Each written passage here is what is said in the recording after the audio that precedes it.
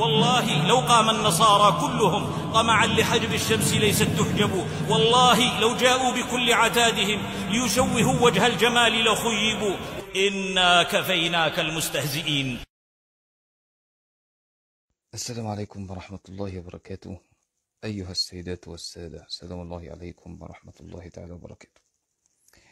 هذا محدثكم المكابي، وإن شاء الله هذا بث سريع ودراسة نقدية وكتابية بالنسبة لتيموثاوس الأولى 1:17. احنا قبل ما نتكلم على تيموثاوس الأولى 1:17 لازم ناخد بالنا من حاجة مهمة جدا بالنسبة لفكرة بولس الرسول في الكتاب ده. رسائل بولس الرسول بتعتمد على ان يسوع اله افلاطوني. يعني ايه اله افلاطوني؟ اله اقل من الاب. فكرة بولس الرسول الفكرة الافلاطونية، يمكن الكلام ده جديد على ناس كتير، ان فكرة بولس الرسول هي فكرة افلاطونية. افلاطون كان بيؤمن بفكرة اله اقل واله اعلى، وان الاله الاقل ده اسندت اليه بعض المهام الالهية بسلطان الهي اكبر من الاله الاصغر، واخذ سلطان من الاله الاكبر اللي هو حرك العالم الحركة الاولى اللي سماه ثيوث، وده اسم افلاطوني على فكرة. وبعد كده الاله الاقل ده هو اشتغل في العالم نيابة عن الاله الاكبر. فيسوع بالنسبة لبولس الرسول اله افلاطوني، اله اقل من الاله الاعظم. فانا عايزكم تاخدوا بالكم من الفكرة دي، عشان لما نشوف فكرة بولس الرسول هتعرف ان بولس الرسول متأثر جدا بالفكرة الافلاطونية، اله اقل واله اعلى. ودي فكرة افلاطون لما كان بيقولها في كورنثوس الاولى 15:28 لما قال: وحين يخضع الابن للاب حتى يكون الاب هو الكل في الكل. وبرضو بولس الرسول كان بيقول: وحينما يخضع كل شيء تحت قدميه فواضح أن الآب لن يخضع للذي أخضع له. يعني هو عايز يقول لك إن الآب لن يخضع للابن، فإن كان الابن قد أخضع له كل شيء. مش عارف صوتي واضح ولا؟ يا ريت تكتبوا لي واحد لو صوتي واضح. ولكن الآب لن يخضع للابن، ولكن الابن يخضع للآب. يبقى فكرة أفلاطون إن في إله هيمارس بعض المهام الإلهية التي أسندت إليه في الكون، بعد كده يرجع إلى ما كان عليه، إلى العدم، هيكون عدميا مش موجود أصلا. ففكرة أفلاطون هي على إن هو إله مستعار أو إله مؤقت أو إله أسندت إليه بعض المهام الإلهية لفترة معينة، ثم يرجع إلى ما كان عليه من العدمية واللا وجودية. فكرة أفلاطون على فكرة. وطبعا البحث بتاعي ده أنا بديهولك نتيجة دراسات سنين ولغات قديمة درستها، فأنا بديلك هذه المحاضرة بطبق من ذهب، سائلين الله تبارك وتعالى السداد والتوفيق. فأنا بس بشرح لك ليه، عشان لما تاخد بالك من لاهوت بولس الرسول هتجدوا أنه بيعتمد على فكرة أفلاطون في الإله الأقل والإله الأعلى. حتى هو يقول كده، يقول إيه؟ تبارك الله أبو ربنا يسوع المسيح. أبو، بلاش دي، أنا هقول لك على حاجة غريبة جدا. في أفسس 1:17 أنا بتكلم بالذاكرة، يقول إيه؟ يقول إله ربنا يسوع المسيح. أنت متخيل من الفكرة دي؟ إله ربنا يعني الإله الاب اله للاله نفسه. انت متخيل؟ ده مش بس ان هو اباه، لا، ده الهه كمان. يعني فكرة افلاطون اله له اله، فكرة افلاطون. واذا كان الاله له اله، فالاله اللي تحت سلطان الاله اقل من الذي له سلطان عليه، والذي اعطاه السلطان هو اعلى. فدي باختصار يعني فكرة افلاطون هي فكرة اللي خدها استقاها بولس الرسول وحطها في الكتاب. لكن في ناس كتيرة ما بتاخدش بالها من الفكرة دي. هم معتمدين على النصوص العربية، انه بدل بقى ربنا يبقى هو رب، وان هو، ورغم ان كلمة رب بولس الرسول ساعات يقصد بها سيدا او معلما او استاذا، لكن ما علينا، خلينا نمشي على كلامهم. يعني اذا قلت كمان ان يسوع اله، وعلى فرضية، يعني في التنازل عن أضدة يعني دي بنسميها في علم المناظرة التنازل يعني على سبيل التجاوز، يعني لأدلة الخصم عند المناظرة. فاحنا بنقول ولو فرضنا على كلامكم ان هو إله، فهو إله أفلاطوني. فأنا عايزكم تاخدوا بالكم إن يسوع في فكرة بولس الرسول إلها أفلاطونيا، وفكرة الإله الأفلاطوني هي فكرة بولس الرسول. وعلى فكرة الدراسة بتاعتي دي دراسة كبيرة جدا قمت بيها في البحث في النصوص اليونانية وفكرة والمواقع اليونانية الإغريقية، والكلام اللي بقوله لكم ده كلفني كتير. على قد ما هتبقى المحاضرة كلها 20 دقيقة، على قد أنا ما يعني استغرقت في إعدادها مش عايز أقول لك عشرات الأيام. فأتمنى إنك تاخدوا بالكم جدا من الكلام اللي بقوله ده وتكتبوه ورايا. بولس الرسول بيركز جدا على فكرة الإله الأفلاطوني. هو كان متأثر جدا بأفلاطون، وكان متأثر جدا بالهيلينست أو الهيلينستينية أو الماسولوجيا اليونانية، والفكر الهيليني أو الهيلينست اليوناني في توصيفهم للألوهية وفكرة الألوهة بشكل عام. وهو كان بيعتمد على أفلاطون في فكرة الإله البعيد. يعني انت خد بالك ان أفلاطون بولس الرسول خد منه حاجتين مهمين جدا. خد منه فكرة الإله البعيد، إله بعيد عن العالم خالص. لما يتكلم يقول مثلا وملك الدور الذي لا يفنى ولا يرى. ده في تيموثاوس الأولى 1:17، أنا هقرأها لكم باليوناني. ويرجع في تيموثاوس 6:16 بيتكلم على فكرة أفلاطون، بيقول الذي له وحده عدم الموت ساكنا في نور لا يدنى منه. شوف، هو بعيد ساكن في نور محدش بيشوفه، لم يره أحد من الناس ولا يقدر أن يراه. يعني هو لم احتك لا هو يعني هو احتك بالكون بالعالم، ولا هو داخل العالم، ولا هو رآه أحد من العالم، ولا يقدر أحد أن يراه، لأنه هو خارج محيط الدائرة الإنسانية في الرؤى. يعني الإنسان لا يستطيع في المجال النظري الإنساني إنه يشوف هذا الإله. معنى كده إن هو بعيد عن العالم. ودي فكرة أفلاطون، إن الإله بتاع اللي خلق الكون ده هو إله بعيد جدا، وإله سامي جدا، وإله أثنى. هو غير مخالط للعالم وليس بداخل العالم ولا مبين للعالم. هو بعيد جدا عن هذا العالم. ففي فكرة أفلاطون، فهو عشان هو بعيد عن العالم وهو منزه عن المادة ومش ممكن يكون هو مادة، فهو استخلف إله أقل منه يخلق هذا العالم ويكون متحد به. فدي فكرة أفلاطون. فأفلاطون عشان يسد الفجوة الأنطولوجية اللي أنا اتكلمت عنها قبل كده، إن هو دش نظريته في الألوهة على إله وسيط، يكون وسيط بين الإله الكلي القدرة اللي هو الإله الأعلى اللي هو توثيو، وإله أقل منه اللي هو بيمارس سلطان إلهي أعطي له من هذا الإله الأعلى منه لكي يخلق العالم. ولو مش أنت مش مصدقني في الفكرة بتاعتي دي، هتلاقي إن فكرة أفلاطون في الإله البعيد في بولس الرسول لما قالها لتيموثاوس 6:16، وقالها له مرة في 1:17، وهتلاقيه حتى في فكرة يوحنا 3:16 هكذا أحب الله العالم حتى بذل ابنه الوحيد. شوف، بذل ابنه. ويسوع كان بيقول فكرة أفلاطون الذي لما قال إيه في يوحنا 5 لما قال لم تسمعوا صوته ولم تبصروا هيئته، الآب لم يره أحد قط، يوحنا 1:18. وقالها برضه في يوحنا 5.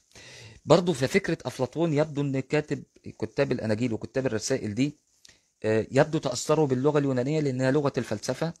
وأفلاطون أثر كتير جدا في الفكرة المسيحية. ومش عايز أتكلم على أفلاطين لأن أفلاطين دي قصة تانية، نظرية الفيض من الغيض دي مش بتاعتنا. أفلاطين حاجة تانية عشان في ناس بتخلط بالاثنين. لا، أفلاطين ده هتكلم عنه بعد كده. لكن أنا بتكلم على فكرة أفلاطون الإله السامي، الإله البعيد تماما، الإله الذي لا يخالط العالم، الإله الذي ليس له وجود في هذا العالم. مش عارف صوتي واضح ولا لا. فهذا الإله بعيد جدا ومش موجود بالعالم ولا هو داخل العالم. فأفلاطون بيتكلم على إله بعيد خالص. بالإضافة إلى كده إن هذا الإله السامي البعيد اللي هو غير مرئي وغير مادي، خد بالك هو بيجمع بين الأمرين، غير مادي يبقى غير مرئي. فإذا كان ماديا يبقى مرئيا، وإذا كان مرئيا ماديا فهو مخالط للعالم ومحتوي في داخل العالم. فدي كانت فكرة مشكلة بالنسبة لأفلاطون، إن هو كان عايز ينزه هذا الإله عن المادة والتجسد الانكرنيشن والسارك اللي هو الجسد، فهو نزهه تماما وقال لك هو بعيد خالص. ففكرة أفلاطون تأثر بيها بولس الرسول، وتأثر بيها كتاب حتى إنجيل يوحنا لما بيتكلم أبي أعظم مني، أبي أعظم مني، برضو إله أعلى إله أقل. خد بالك إله ربنا يسوع المسيح نفس الحكاية، إله له إله. شفت؟ تخيل فكرة بقى إله له إله، دي فكرة هيمروس. هيمروس هو اللي دش النظرية دي، إن الإله نفسه ممكن يكون له إله أعلى منه. زي مثلا زيوس هو إله الآلهة. فكرة إله الآلهة دي انت ما تيجي تطلع عليها في افسس 1:17 هتلاقيها واخدها كده وببروزها كده عنده في اللاهوت بتاعه لما قال اله ربنا يسوع المسيح. ايه ده؟ يعني الرب بتاعك له اله؟ فحاجه عجيبه جدا. فبرضه هو متاثر بفكره هيمروس، فكره الاله الالهه، كبير الالهه. يبقى معنى كبير الالهه يبقى في تعدد الهه، في الهه اكتر، يعني في اكتر من اله، كل واحد في الثالوث القدوس هو رب واله. فالإلهين اللي مع الإله الأولاني هو إلههم. أنت متخيل القضية؟ فإذا كان هو الآب الإله يسوع، فيبقى هنا مشكلة أوريجانوس لما قال إيه بقى؟ قال لك كده مش هنخلص لما يكون إله له إله. ففي الحالة دي صار إذا كان الآب إلها للابن، فصار الابن إله للروح القدس. بعد إذنك ركز في الحتة دي تاني، بعد إذنك معلش. دي فكرة. يبقى الفكرة الأولى فكرة هيمروس، إله الآلهة، كبير الآلهة، مع الثيولوجيا اليونانية. هتجد بولس الرسول خدها بالظبط لما قال إن الآب إله الرب يسوع المسيح، إلهه. طب إذا كان هو إله الرب يسوع المسيح، طب أنت عندك إله رقم 3 اللي هو إقنوم الروح القدس. ففي الحالة دي هتحطه فين؟ يعني ما هي وضعية الروح القدس؟ هل هو إلها منفردا ولا إلها تابعا ولا إيه وضعه بالظبط؟ قال لك لا، في الحالة دي هيكون الابن نفسه تدخل لخلق هذا الروح القدس، فصار الآب إلها للابن وصار الابن إلها للروح القدس. هي نظرية الإله له إله بتاعت هيمروس. يبقى هيمروس لما قال زيوس إله بوسيدون، وبوسيدون إله مارش، ومارش إله فينوس، وهكذا. نظرية تعدد الآلهة. وإذا كان في نظرية تعدد الآلهة يبقى في نظرية إله أعلى من التاني، ودي اللي خدتها المسيحية من هيمروس. فأعتقد أن المسيحيين ما يقدروش ينكروا الكلام ده لأن ده في كتابهم، وأعتقد أن هم لا يستطيعون إنكاره بأي حال من الأحوال. مفهوم دي بالنسبة للنظرية الأولى، وأتمنى تكونوا أنتوا وصلتوا لها، بحيث الأستاذ إسلام الفيومي أنا هبعت له الفيديو ده عشان يشيره عنده لو كان سمعني، والأخت روفانيوس في قناتها أكاديمية المكابي، الأكاديمية المكابية برضو، بحيث إن هي تنشرها. وأي أخ يعني عايز يتفضل بأخذ الفيديو، أنا ما عنديش مانع في القضية دي أبدا. يبقى احنا هنا بنتكلم على إيه؟ بنتكلم على نظرية أفلاطون، إنه كان بيتكلم على وجود قوة إلهية وسيطة تسد الفجوة الوجودية بين الله المتعالي تماما والعالم. تمام كده؟ دي فكرة أفلاطون. إن المفهوم الرواقي الأفلاطوني إنه بيتكلم على إيه؟ بيتكلم على إن فكرة السمو المطلق لله، السمو المطلق لله والهوة الوجودية التي تفصله عن العالم المخلوق. فهو يختار أن يطلق على الكلمة اسم أعلى، اسم أعلى القوة الإلهية التي من خلالها يخلق إله الكتاب المقدس ويتواصل معه. وبالإضافة إلى مصطلح اللوغوس نفسه، كان له مكانة بارزة في الأدب الكتابي وخصائص المفهوم الرواقي الأفلاطوني للوغوس. فإن فايلو بحسب تكتيكه الشائع أخفاها بشكل أو بآخر بمصطلحات يهودية. ده موضوع فايلو، ده موضوع تاني. الأمر الذي أثار بالتأكيد اهتماما كبيرا لقراء المسيحيين، زي ما بيقول أنا فوق كل شيء في العالم. بيتكلم على الإله الذي له سمو المطلق، وبالنسبة للابن هيكون هو إما خادم لهذا الإله أو ملاك لهذا الإله أو الإله الثاني أو رئيس الكهنة أو الكاهن الملاكي أو رئيس الملائكة. بالضبط المصطلحات دي أطلقت على يسوع. يعني ما تيجي تسأل هو مين رئيس الملائكة في العالم في العهد الجديد، يقول لك يسوع المسيح.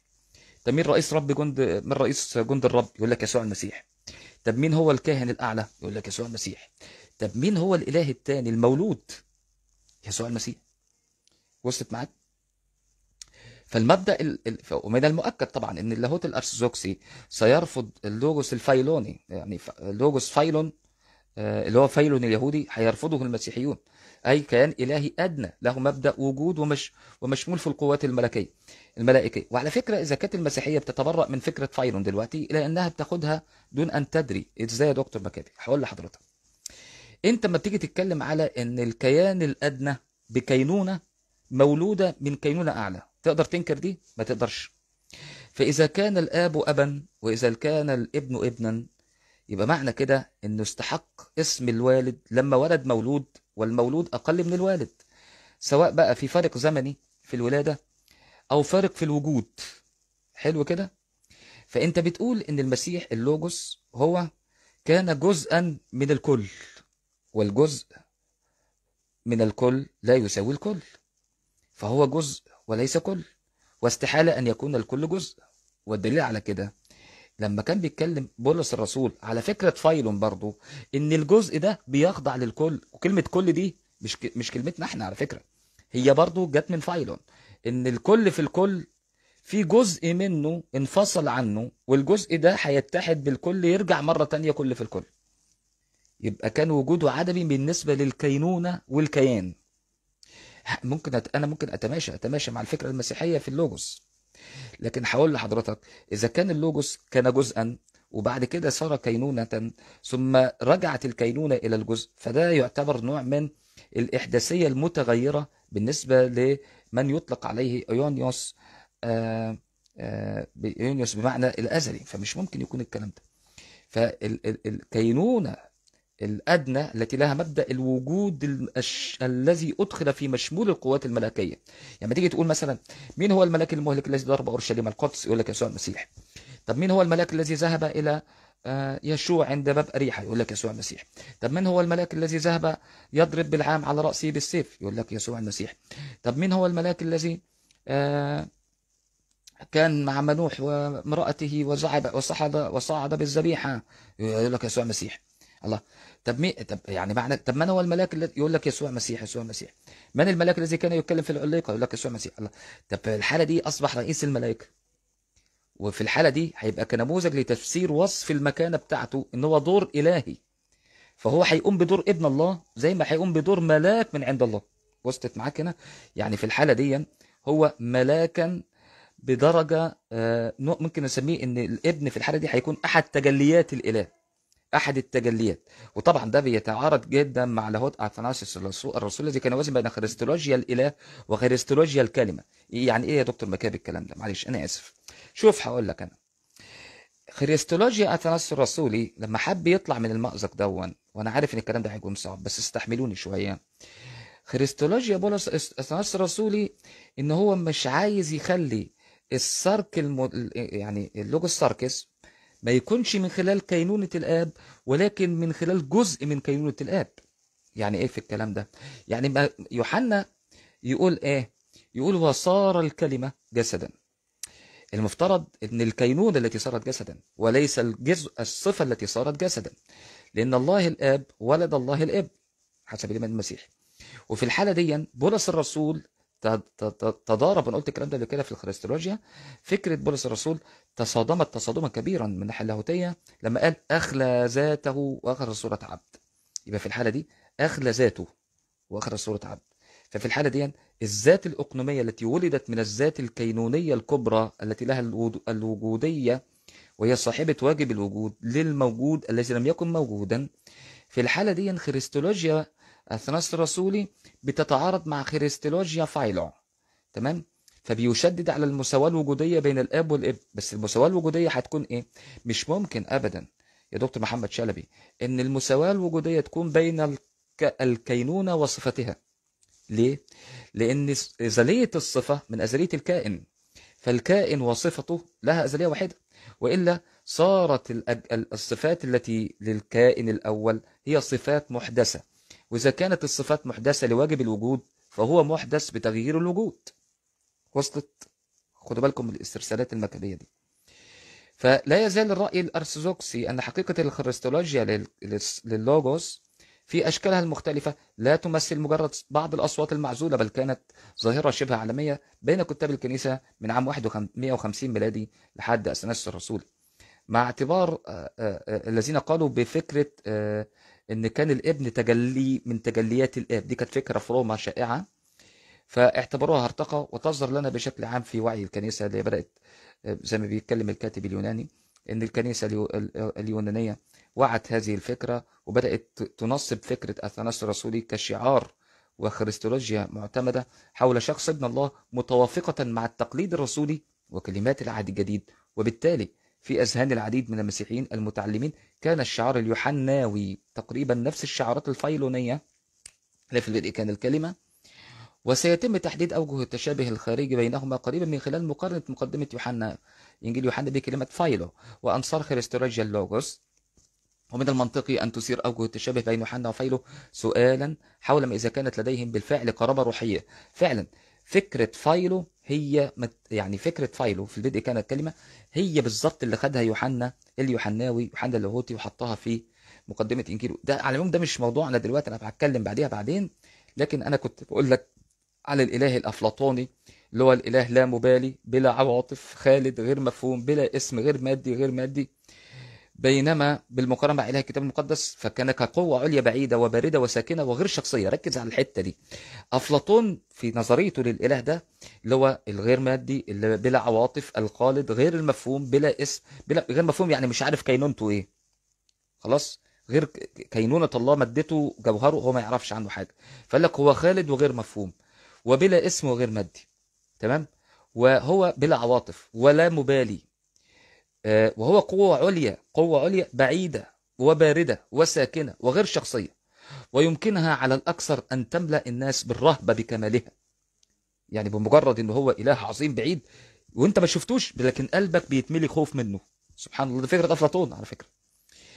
لذلك في النظام الأفلاطوني لفايلون يحتاج كيان الله البعيد. يبقى فايلون عايز يعمل مع أفلاطون شغل، يعمل مقاربة أفلاطونية في صياغة فايلونية، خد بال ساعتك، وبعد كده يوحنا يعيد صياغة أفلاطون وفايلون مع بعض.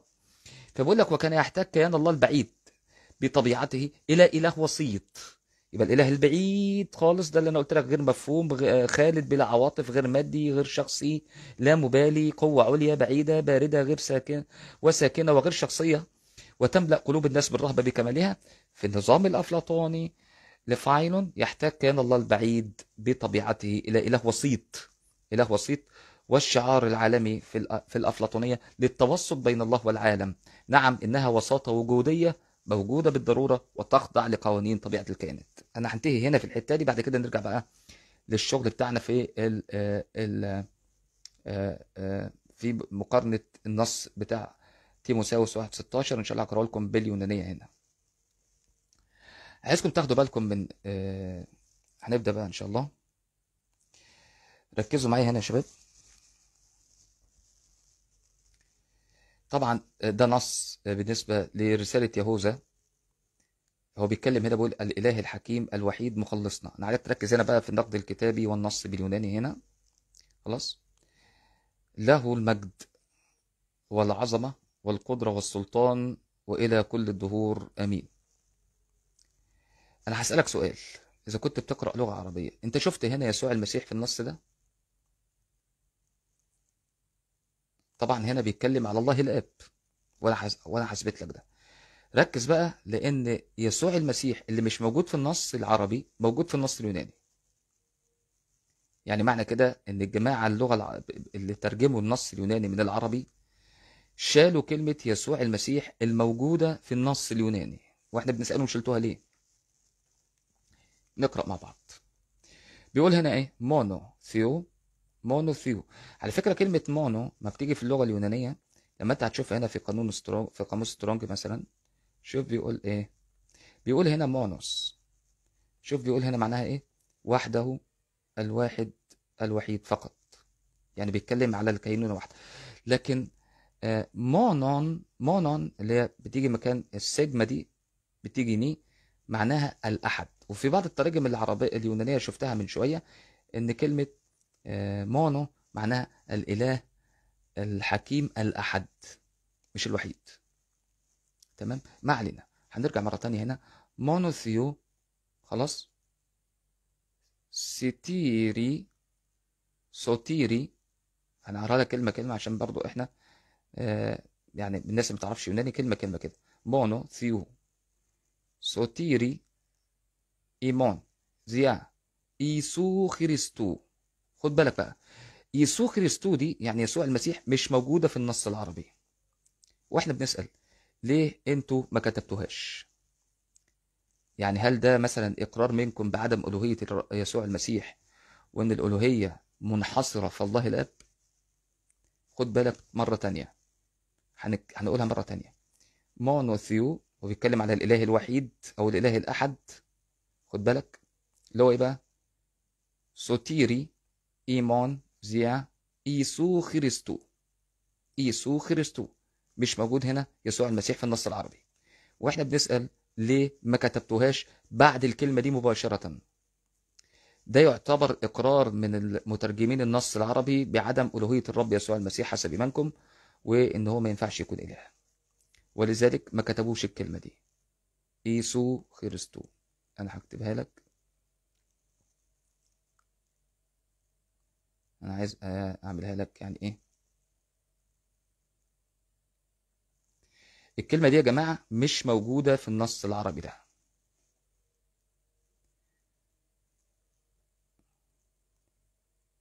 يعني الإله الحكيم الوحيد مخلصنا له المجد والعظمة والقدرة، هتبدأ هنا بالنص اليوناني مونو ثيو سوتيري ايمون ذيا ايسو خريستو. طب انتوا ليه مش كتبتوها هنا بعد دي؟ ما كتبوش ايسو خريستو. طب ليه ما كتبتوش الكلمة دي ايسو خريستو؟ تخيل، لم يكتبوها. طيب ايسو خريستو بالنسبة للنص اللي بعده يقول لك ايه؟ توكاريو، يعني سيدنا. يعني هو بيتكلم دلوقتي، ركز معايا بقى هنا، ركز جدا عشان في مشكلة. ادي الاله الافلاطوني اهو، مونوثيو ده اللي هو الاله الاكبر، اللي هو الاله الاب. اسال اي واحد دارس يوناني، لما تيجي تقول له مونوثيو هيقول لك الله الاب. خلاص كده احنا ادي واحد، ادي اله الاول اهو. حلو. طبعا الترجمه العربيه يبدو ان هي يا دكتور محمد شلبي خدت بالها من قضيه الاله الافلاطوني، فقال لك لما نقول ثيو وكاريو يبقى انت عندك اتنين، اللي هو الله والرب. الاله الافلاطوني الاله الاقل من الرب من الاله، يعني الاله هنا هو الاكبر والرب هنا هو الاقل. فيعملوا ايه؟ شالوا كلمه ايسو خريستو تماما من النص العربي، مش موجوده خالص. خد بالك، شالوها تماما من النص اليوناني. يعني اسف، النص اليوناني العربي ما كتبهاش، حذفها تماما هنا. يعني النص العربي حذف كلمه ايسو خريستو تماما، حذف اكتر من 5 كلمات هعدهم لكم. ايسو خريستو توكاريو ايمون، كل ال5 كلمات دول مش موجودين في النص العربي. عمنا اسلام الفيومي، انا بحيي مشاهديك ومتابعيك في قناتك، والاستاذ روفانيوس في قناتها الاكاديميه المكاريه. ايسو خريستو توكاريو ايمون، مش موجود الكلام ده كله في النص العربي. واحنا بنسال انتوا ليه شلتوها؟ لان فكره الاله الافلاطوني ما زالت مسيطره على النص اليوناني. يبقى انت عندك اله اكبر اللي هو توثيو، اللي هو مونوثيو، خلاص، اللي هو الله جل جلاله، اللي هو الله الاب يعني. سوتيري، تمام، ايمون زيا ايسو خريستو، شوف لك توكاريو اللي هو والرب، الرب. يبقى ايسو خريستو الرب اللي هو الاله الثاني بقى، اللي هو الاله الافلاطوني الوسيط بين الله والناس، اللي هو ده يسوع خريستو توكاريو. يبقى ده الاله الافلاطوني حضرتك. فطبعا يبدو ان المترجم العربي كان راجل دارس فلسفه زي حالتنا، فقال لك لا، انا هشيل لك ال5 كلمات. ليه؟ لان في الحاله دي احنا بنتكلم على اله حكيم وحيد له المجد والعظمه والقدره والسلطان الى الاب، الى الان والى كل الدهور، امين. لكن في نفس التوقيت وقعنا في فكره الاله الافلاطوني الاقل من الاله الاكبر اللي هو مونو ثيو سوتيري ايمون زيا ايسو خريستو توكاريو ايمون سوكسا. يبقى انت هنا حضرتك وقعت في فكره الاله الافلاطوني اللي هو نيابه عن الاله الاعلى، اللي هيكون وسيط بين الله والناس، اللي هو بيسد الفجوه الانطولوجيه بين الله والعالم، اللي هو الاله الاقل من الاله الاعظم. الاله الافلاطوني ده اللي هو ذيا ايسو خريستو توكاريو ايمون زوكسا ميغيلو ثوني ثوني. تمام. بعد كده كراتوس كي، هنقول دي بقى ازاي؟ ها، اكسوسيا. لو انت عايز تفرق مع اكسوسيا، اكسوسيا يعني البهاء، اكسوسيا. لما تكون معاك كلمه صعبه في اليوناني هات 3 حروف وبعد كده هات اللي بعدها. اكسوسيا يعني اكسوسيا يا دكتور مكابي، اكسوسيا معناها زي ما قلت لك اهو السلطان، اكسوسيا. وزي ما قلت لك كلمه ثيوث اللي هو الله، الله الاب، ثيوث. تمام. اكسوسيا الذي له السلطان، زوكسا الذي له البهاء والمجد، زوكسا اكسوسيا لمين؟ لثيوث. تمام. كراتوس، كلمة كراتوس معناها القدرة أو القوة أو السلطان أو الشدة. لو أنت خدت بالك دكتور محمد شلبي هتلاقي إن يسوع المسيح لما كان بيتكلم في يوحنا 5:19 فقال أنا لا أقدر أن أصنع من نفسي شيئا. كراتوس يعني بيقول أنا ما عنديش كراتوس، ما عنديش قوة. الابن لا يقدر أن يصنع من نفسه شيء إلا ما ينظر الأب يعمل. نظرية الإله الأفلاطوني اللي بيتبع الإله الأكبر منه.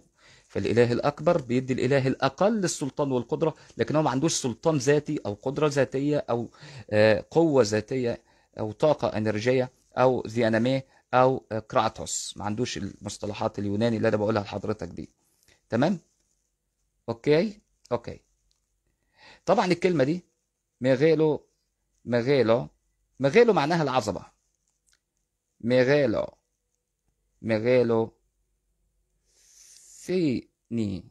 ثيني، ميغيلو ثيني يعني معناها، أو مغيلو معناها ميغالو معناها اللي هو الصاحب العظيم. ميغالو لوحدها تبقى العظيم. ميغالو ثيني معناها العظمة. مونوس معناها الوحيد الواحد. نين معناها الآن، حكيم. صافوس بس احنا عندنا شدة في الإميكرون التانية فنقول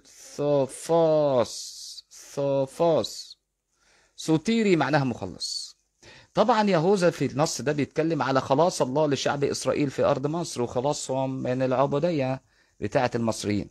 فبيقول سوتيري اللي هو المخلص، اللي هو الحكيم، اللي هو صوفوس، اللي هو الواحد، اللي هو مونوس، اللي هو ميغالو سيني اللي هو العظيم أو كراتوس صاحب القدرة، ثيوث اللي هو الله، إكسوسيا اللي هو إكسوسيا زي ما قلت لك اللي هو إيه؟ ها مين يجاوب؟ صاحب السلطان. زوكسا المبارك أو المقدس. إيمون خلاص اللي هو صاحب الحق. أيونيوس اللي هو صاحب اللي هو الأزلي الأبدي الذي لم يكن محدثا من قبل. كده خلصنا النص اهو. خلاص كده يبقى هنرجع تاني. كراتوس كي، اكسوسيا، ها، برو خلاص، بانتوس تو، ايونيوس الابدي يعني، كي نين كي اس بانتس توس ايونيوس ايمون. تمام كده خلصنا النص اليوناني. انا بس عايز اطلع لك من كل ده ان يهوذا في رسالته بيتكلم على الله الاب وان هو خلصه من شعب اسرائيل، خلص شعب اسرائيل من عبوديه اهل مصر. وبيتكلم هنا، ولاحظ ان الترجمه العربيه شالت 5 كلمات اللي هي هقولها لك من اول هنا، ايسو خريستو توكاريو ايمون. ما كتبوش ال4 كلمات دول لان هنا في الحاله دي بيتكلم على اله الافلاطوني اللي انا قلت لك عليه. هنرجع تاني في نفس المشكله في هختم المحاضرة بتاعتي بتيموساوس الأولى 1:17. شوف بيقول إيه؟ بيقول وملك الدهور الذي لا يفنى ولا يرى، الإله الحكيم وحده، له الكرامة والمجد إلى دهر الدهور آمين. بيتكلم على مين؟ بيتكلم على الله الآب. هنقول مع بعض هنا بالنص اليوناني. تو ذيا فاسيلي. كلمة فاسيلي دايما تلاقي الجماعة المسيحيين في مصر عندنا يقول لك فاسيلي. فاسيلي يعني الملك، أو فاسيلياس أو فاسيلي ملكي، الملك أو الملوك خلاص، أو الملك فاسيلياس. هنا فاسيلي، توزيا فاسيلي اللي هو مين؟ الآب. تون ايونيون الأبدي أو الأزلي. خلاص.